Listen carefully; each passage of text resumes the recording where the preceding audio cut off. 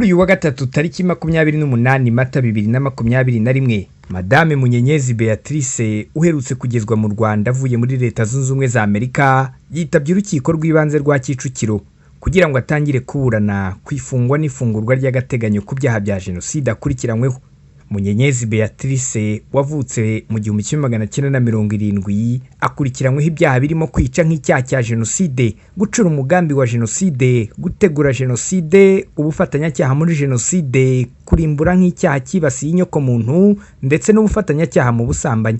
Kuri uyu munsi yitabye urukiko yunganiwe na Maître Gatera Gashabana, gusa Maître Buhuru Pierre Celestin nawe wari mu bunganizi be we ntiyigeze ahagaragara muri uru rukiko.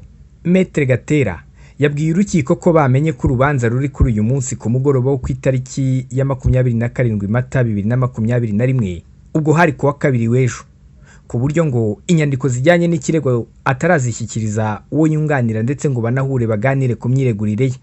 Gatera yabwiye urukiko ko kuva Munyenyezi yagezwa mu Rwanda ngo bahuye kuwa kabiri kandi nabwo bamaranye iminota 20 gusa.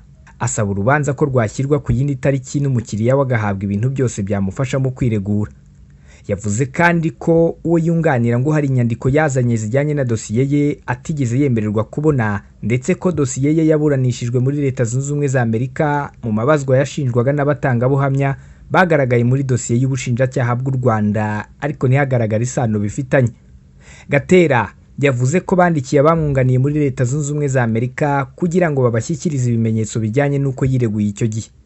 Madame Munyenyezi ahawe umwanya we yavuze ko nawe atarabona dosiye ndetse ko yahabwa uburenganzira bwo kubona inyandiko yazanye kandi akemererwa kuvugana n'umuryango we kuko kuva yagezwa mu Rwanda bataravugana.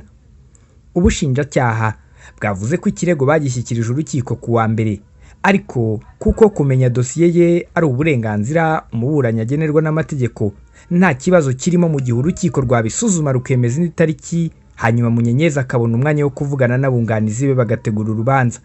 Umucamanza yavuze ko urubanza rwimuriwe kuwa gatatu tariki 5 Gicurasi 2021 isaa 3 za mu gitondo.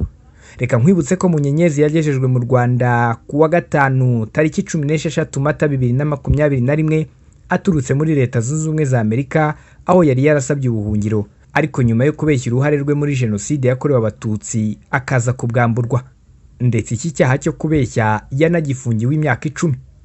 Simeon Stizo Muhumuza, One Nation Radio, i Kigali.